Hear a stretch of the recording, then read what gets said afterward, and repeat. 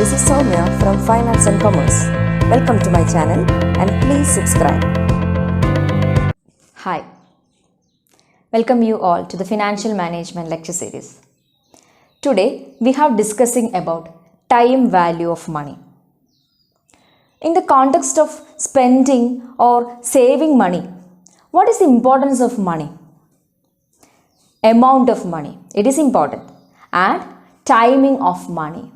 Amount and timing both are important. Rupees 10,000 today or rupees 10,000 after 1 year. What will you prefer? Rupees 10,000 today or rupees 10,000 after 1 year?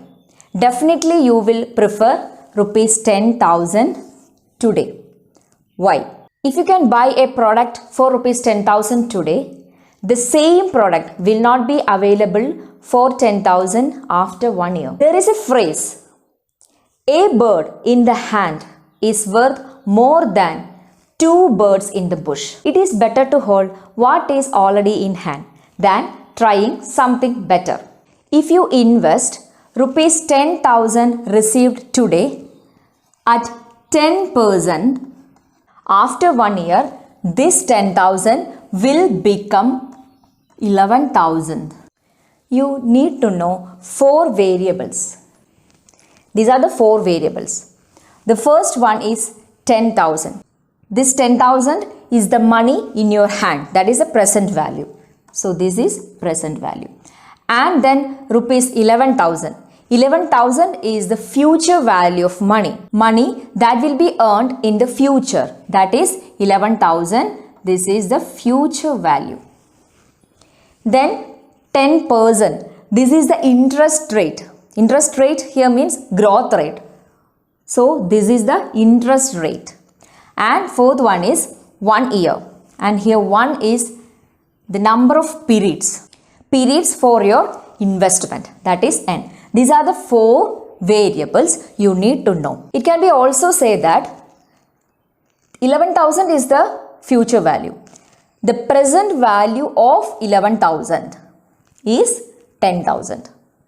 And the future value of 10,000 is 11,000 if the same is invested at 10% for 1 year. This is what is known as time value of money. The importance of time in the value of money. Let's move to the techniques of time value of money. There are 2 techniques. First one is discounting and second one is compounding. Discounting technique is otherwise known as present value technique. Present value. What is present value? Present value is the future value of money discounted at a given rate of interest. The formula for present value is future value divided by 1 plus I raised to n. Here I is the interest rate and n is the number of periods. It can be also written as future value into 1 by 1 plus I raised to n. ഒരു വർഷം കഴിഞ്ഞാൽ 100 രൂപ കിട്ടണമെങ്കിൽ ഇന്ന് നമ്മുടെ കയ്യിൽ എത്ര രൂപ വേണം? അതാണ് നമ്മുടെ മുൻപിലുള്ള ക്വസ്റ്റ്യൻ. 10% ഇൻവെസ്റ്റ്മെൻ്റ് ആണ് നമ്മൾ നടത്താൻ ഉദ്ദേശിക്കുന്നത്. അങ്ങനെയാണെന്നുണ്ടെങ്കിൽ നമുക്ക് കണ്ടുപിടിക്കേണ്ടത് എന്താണ്? ഇന്നത്തെ വാല്യൂ ആണ് നമുക്ക് കണ്ടുപിടിക്കേണ്ടത്. Not future value. Present value ആണ് നമുക്ക് കണ്ടുപിടിക്കേണ്ടത്. അത് കണ്ടുപിടിക്കാനായിട്ട് നമ്മുടെ കയ്യിൽ 100 എന്ന് പറയുന്നത് നമ്മുടെ ഫ്യൂച്ചർ വാല്യൂ ആണ്. And future value divided by 1 plus I. I എന്ന് പറയുന്നത് 10% ആണ്, 0.1. ആൻഡ് എൻ എന്ന് പറയുന്നത് number of years. After 1 year ആണ് നമുക്ക് ഫ്യൂച്ചർ പ്രസൻറ്റ് വാല്യൂ കിട്ടേണ്ടത്. അതുകൊണ്ട് എൻ എന്ന് പറയുന്നത് എന്താണ്? 1 ആണ്.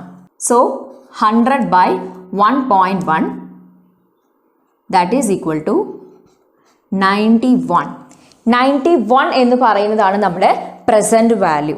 അപ്പോൾ ഇന്ന് നമ്മുടെ കയ്യിൽ 91 രൂപയുണ്ട്. അത് നമ്മൾ 10% ഇൻട്രസ്റ്റ് റേറ്റ് വരുന്ന ഏതെങ്കിലും ഒരു നിക്ഷേപത്തിൽ നമ്മൾ ഇൻവെസ്റ്റ് ചെയ്യുകയാണെങ്കിൽ നമുക്ക് ആഫ്റ്റർ 1 ഇയർ നമുക്ക് എത്ര രൂപ നമ്മുടെ കയ്യിൽ കിട്ടും? 100 രൂപ നമ്മുടെ കയ്യിൽ കിട്ടും. അടുത്തൊരു എക്സാമ്പിൾ നോക്കാം. ഒന്നിൽ കൂടുതൽ ക്യാഷ് ഫ്ലോസ് വരികയാണെന്നുണ്ടെങ്കിൽ, അതായത് ഒന്നാമത്തെ ഇയറിൽ 10,000 ആണ് ക്യാഷ് ഫ്ലോ ടോട്ടലായിട്ട് വരുന്നത്, സെക്കൻഡ് ഇയറിൽ 20,000 ആൻഡ് തേർഡ് ഇയറിൽ 15,000. ഇങ്ങനെ വരുമ്പോൾ നമ്മൾ എങ്ങനെയാണ് നമ്മൾ പ്രസൻറ്റ് വാല്യൂ കാണേണ്ടത്? ഇതൊക്കെ ഫ്യൂച്ചർ വാല്യൂസ് ആണ്, ഇതിൻ്റെ പ്രസൻറ്റ് വാല്യൂസ് ആണ് നമുക്ക് കാണേണ്ടത്. അപ്പോൾ ഓരോ വർഷത്തെയും നമ്മൾ കാണണം എന്നുണ്ടെങ്കിൽ നമുക്ക് പ്രസൻറ്റ് വാല്യൂ ഫാക്ടർ കാണണം. ഇവിടുത്തെ ഡിസ്കൗണ്ട് റേറ്റ് 5% ആണെന്നുള്ളത് അസ്യൂം ചെയ്യുകയാണ്. പ്രസൻറ്റ് വാല്യൂ ഫാക്ടർ 5% വച്ചിട്ടുള്ളത് ഓരോ വർഷത്തെയും നമുക്ക് കാണണം. ഇതേ ഫോർമുല ഉപയോഗിച്ചിട്ട് തന്നെ നമുക്ക് കാണാം. ഫാക്ടർ ആവുമ്പോൾ നമ്മൾ പ്രസൻറ്റ് വാല്യൂ ഫാക്ടർ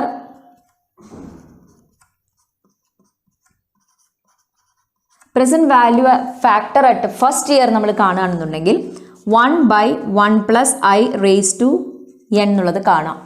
ഫ്യൂച്ചർ വാല്യൂയിലേക്ക് നമുക്ക് മൾട്ടിപ്ലൈ ചെയ്യാം. 1/1+0.05 എന്ന് പറയുന്നതാണ് ഫസ്റ്റ് ഇയറിൽ വരുന്നത്.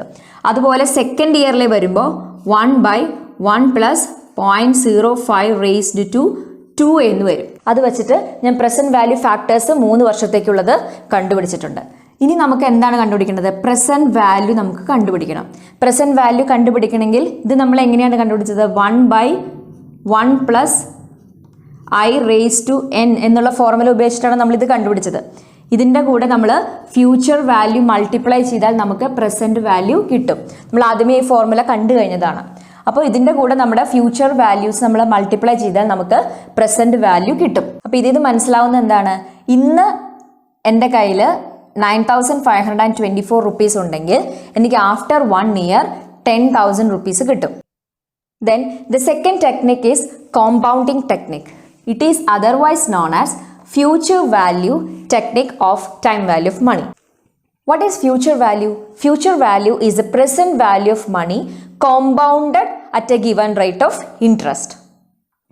So, future value of money is equal to present value compounded at a given rate of interest. Present value into 1+i⁻n. Here I is the interest rate and n is the number of periods. ഇന്ന് എൻ്റെ കയ്യിൽ 100 രൂപയുണ്ട്. അത് ഞാൻ 10% interest വരുന്ന ഇൻവെസ്റ്റ്മെൻറ്റിൽ invest ചെയ്യുകയാണ്. അങ്ങനെയാണെങ്കിൽ after 1 year എനിക്ക് എത്ര രൂപ കയ്യിൽ കിട്ടും? ഇതാണ് നമ്മുടെ മുന്നിലുള്ള ക്വസ്റ്റ്യൻ. അപ്പോൾ ഫ്യൂച്ചർ വാല്യൂ ആണ് നമുക്ക് കണ്ടുപിടിക്കേണ്ടത്. പ്രസൻറ്റ് വാല്യൂ എന്ന് പറയുന്നത് ഇവിടെ 100 ആണ്. സോ 1+i എന്ന് പറയുന്നത് എത്രയാണ്? 10% ആണ്. 0.1 ആണ്. റേസ്ഡ് ടു 1 ഇയർ ആണ് എന്ന് പറയുന്നത്.